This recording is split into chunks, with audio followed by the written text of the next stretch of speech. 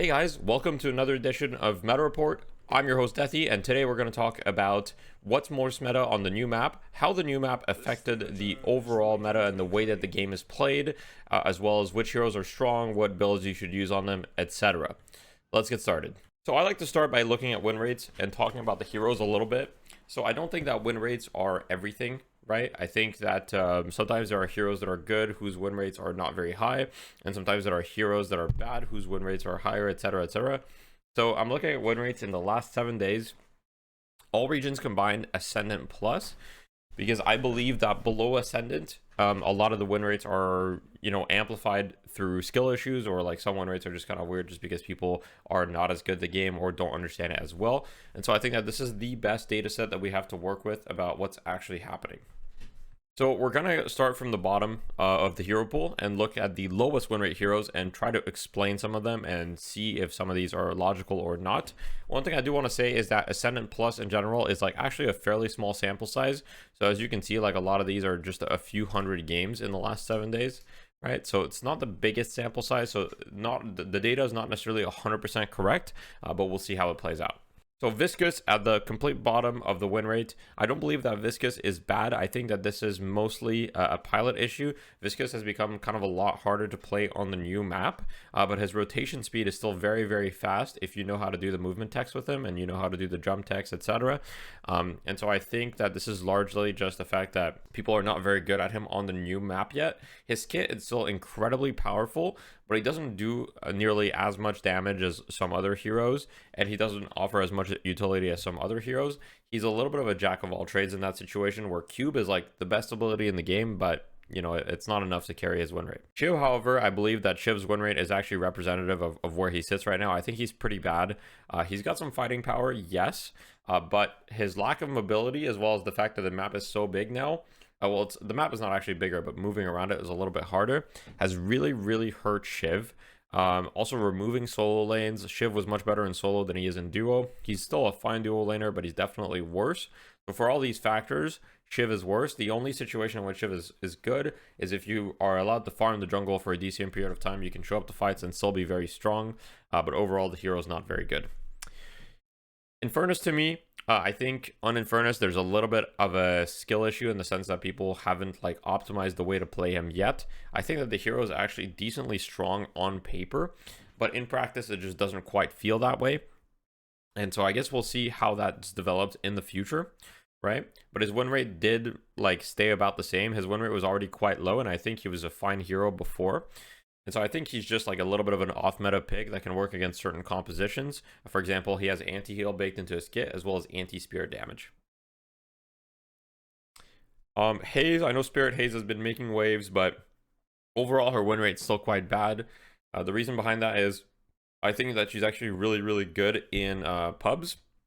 So like in regular games, I believe that Haze is very strong because she can invade, she can get in the jungle, and she can do a lot of things. But she still gets folded by a lot of heroes. She gets one-shot by a lot of heroes, right? Like, so you're playing against Pocket, you're playing against Great Talon, you're playing against these spirit-heavy heroes that just nuke you, or even Lash, right? Who are just going to nuke you and delete your entire health pool almost instantly. That's like the hero's biggest weakness for sure. So Great Talon's win rate has also gone down a decent amount. I'm a little bit surprised by this because I personally feel that Great Talon is quite strong, and in competitive play, I also feel that he's quite strong. So I think that this may just be like a gap of like in pubs you're a little bit less coordinated, so it's a little bit easier to just go on the Great Talon and kill him. I think squishy heroes in pubs tend to do a little bit worse, but I would not personally put Great Talon at like a lower tier in my opinion. Paradox has lost some value on the new map because of rotation speeds. So the thing is, Paradox was insanely strong before because you could just rotate to another lane like instantly and make a kill happen. Let's say you were in a duo lane, you got your ultimate, you couldn't get a kill in your duo lane, you would just instantly rotate to the solo lane and get a kill there. You can't really do that anymore because rotations are much more punishing. So it's not really a thing anymore, which is why Paradox's win rate has gone down so dramatically in my opinion. She's still a very valuable kit. Her kit is still really good, but she loses that early tempo that she had previously, and she's not as good of a laner. As far as these other win rates, I don't have anything super interesting to say about a lot of the characters, a lot of the heroes in the middle. We'll go over that later. I just want to talk about the outliers, so the really low win rates and the really high win rates. So for the really high win rate heroes, we've got Seven, Sinclair, Calico, and Geist. And then, you know, Krill. And then there's like Viper, which I think Viper's only here because of the small sample size. Like, as you can see, there's only, you know, like 300-ish something games of Viper. Other than that, I actually believe that Viper would not be sitting at such a high win rate. And then you've got Holiday, Lash, etc., etc. So Seven, I think everybody can agree Seven is too strong. Even at a high level, Seven is always a pub stomper because he farms really fast, but even in competitive play, he's very, very, very strong, which to me is a sign that Seven is too strong right now, so it needs to be nerfed. So if you want to win right now, just pick Seven. It's definitely like a very, very easy way to win. And then you've got Magnificent Sinclair, who's also super broken. I personally think Sinclair is more broken than Seven. I think the reason why his win rate's lower is just because he's much harder to play than Seven. Like, Sinclair actually requires some skill, whereas Seven, you just kind of farm the jungle and then you press your buttons and you win the game. Calico, extremely strong hero still. Very tanky, does a lot of damage. I don't think she's like super OP. There's counters to her, but she's definitely very, very strong.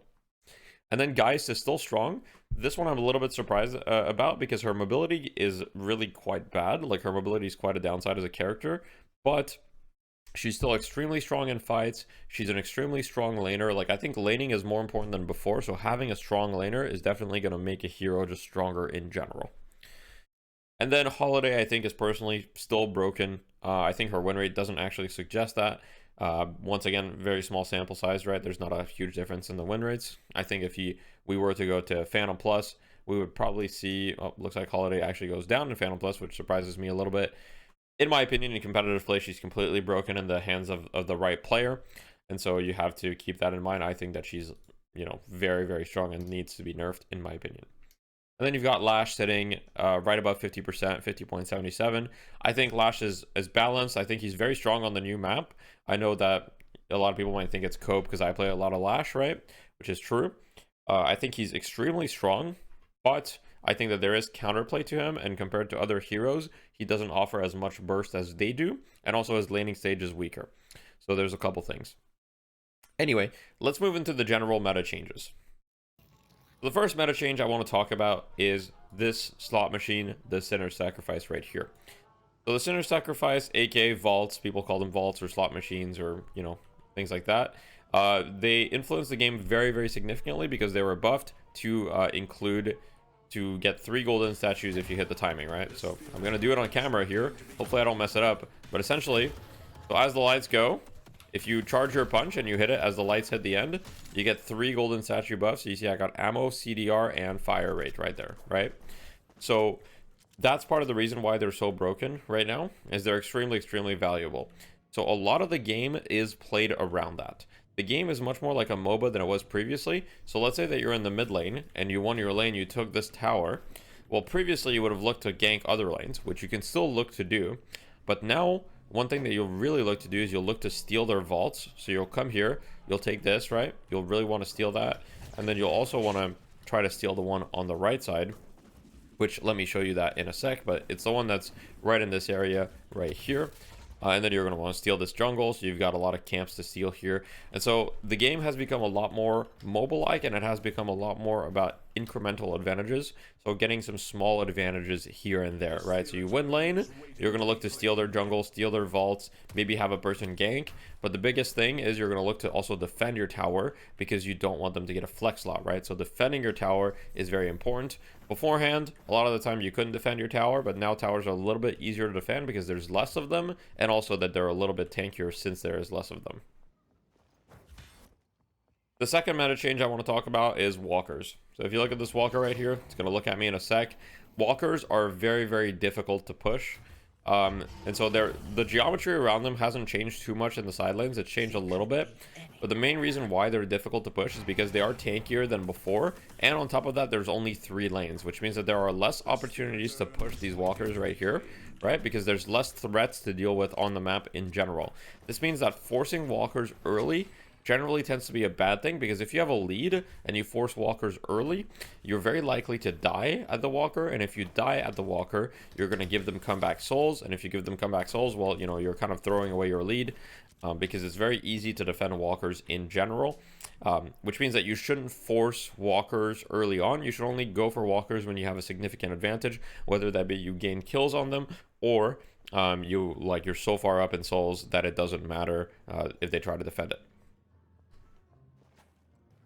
So the last thing I want to talk about when it comes to general meta is this new area under mid, right? So you got these boxes. These boxes spawn at 10 minutes and they give you a ton of money. Like there's such a high concentration of boxes and golden statues, and they spawn every 4 minutes. So I highly recommend, if you're in the middle lane or in the area, that at 10 minutes flat, you go here and you get all of these boxes, right? And every 4 minutes after, you come back and you get them again. It's the same thing as with vaults. Vaults are also every 4 minutes, so you want to get them, right? So obviously these boxes are respawning instantly because I'm just in map exploration mode, but you want to do this, get every golden idol, and this will give you, you know, very often a couple hundred souls, and so it's better than a camp most of the time, and it's much faster to do. It's only slightly risky if the enemy knows you're doing it, so keep that in mind. Play with timings, do vaults every 4 minutes, do boxes every 4 minutes, and that's very important. And now let's get into specific hero builds. So when it comes to 7, I gotta recommend NatansMe's build. NatansMe is in my community, he's in my chat quite a bit, and I used his build before the patch, and honestly it felt pretty good.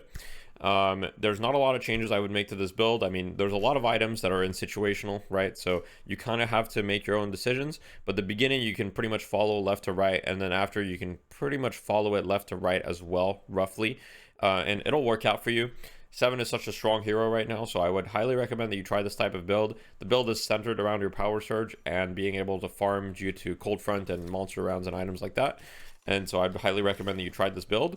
If you would like to try a different build, you can try to play Utility 7. I don't actually really think that there's a good build out there for Utility 7 that's public, but that's what Ranger on our team plays a lot in scrims. Basically debuff 7 is like you'll go like bullet resist shredder, mystic vol, and then just a suppressor and just apply debuffs on everyone. That's kind of the idea with your power surge. But regardless, I think for you know, the average player, I do believe that NatansMe's build is probably the way to go.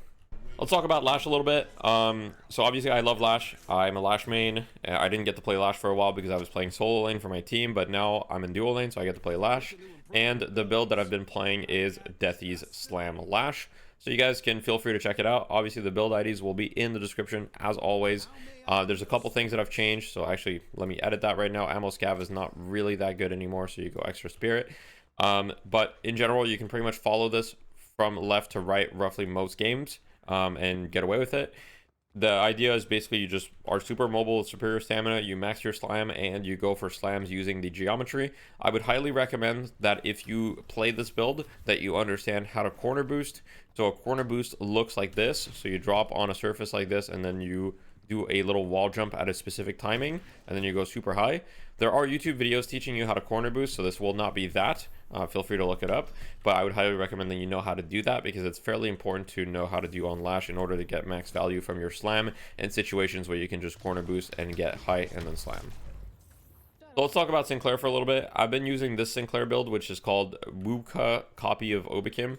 So I'll put the build ID in the chat as always, sorry, in the description as always. Essentially this is just kind of like melee cancel Sinclair, right? So you'll buy melee charge and fleet foot, and you'll buy the other melee items, right, like melee lifesteal, etc. And then you can essentially just kind of like melee cancel your way around the map, as well as move with your assistant. So you just have like a ton of mobility on this hero, especially once you get fortitude and cold front and enchanters, etc. You just kind of move at the speed of light, on top of melee canceling everywhere, and it's very, very fun. And this hero is also insanely broken. The skill build order is mostly correct as well, so I would highly recommend that you guys try this. If Sinclair hasn't clicked for you, this build might be the key for it to clicking. Depending on who you're against, you might want to go more movement and more utility, or if you're against a hero like Warden or like Bebop or some ults that do a lot of damage, you can just go Diviner's Kevlar, max your ult, and steal them. So there's a lot of flexibility to this hero, and it's a lot of fun. So Calico, like I said, very strong hero. As far as the build that you go, it's pretty much the same build, hasn't really changed much. I'd recommend that you follow Vegas's build. It's a pretty good build. I'll put the build ID in the description. Overall, the idea is you just get tanky, you get Hunter's Aura, which allows you to get solo kills much easier. And the reason why it's so strong on the map right now is you go Fortitude, and once you have Fortitude and 2 points in Cat, you just kind of like zoom around the map, right? And that really gave Calico a ton of value on the new map. It's just the mobility that you get from Cat, as well as just having like items like Fortitude or any other move speed or sprint speed, is just insane. And that's pretty much the idea. You're going to manage waves a lot, and then you can show up to fights like very easily through your Cat form. So we've seen Lady Geist has quite a high win rate. She's a very tanky hero. She can take a lot of trades. She's a very strong laner, and being a strong laner right now is important. So the build is called Deathy's Math Geist. I had some help from my teammate Fickle Frog. He mostly made this build. I pretty much just like renamed it and made some very slight changes to the AP ordering. But regardless, you can pretty much follow this roughly left to right for the first, 2 or 3 lines. After, like, I would say after this area, you kind of have to start, understanding what's better. Also, never build escalating exposure. I missed that. Let me just remove that from the build. You should never build this item. It's very bad. So this is a PSA to everyone out there. If you build escalating exposure on any hero right now, it's just a really bad item. The numbers on it just don't make sense. It's very bad in my opinion. So this is the Geist build. So have fun playing this. This is just very tanky. You do a lot of damage through Headhunter, Toxic Bullets. You have a decent amount of healing through Spirit Life Seal and Healbane, as well as Soul Shredder. And so I think it's a very fun way to play Geist. And you're going to max your Life Drain first, and then your Malice second. So you're playing mostly around just being tanky. And yeah. Last but not least, you've got Wraith. So I think Wraith is very strong, even though her win rate might not suggest as much. I think she's very powerful.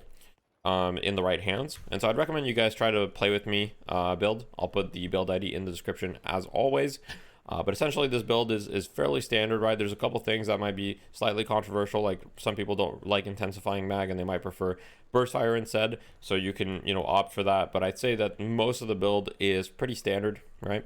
You're going to go Tesla, you're going to go Quicksilver, Swift Striker, Slowing Hex, and then you're going to build some defensive items so that you just don't get one shot. And much like 7, you'll farm the jungle for a decent amount. I mean, you can be active in waves and stuff, and this hero just does a ton of left click damage, like one of the best damage dealers in the game at the moment.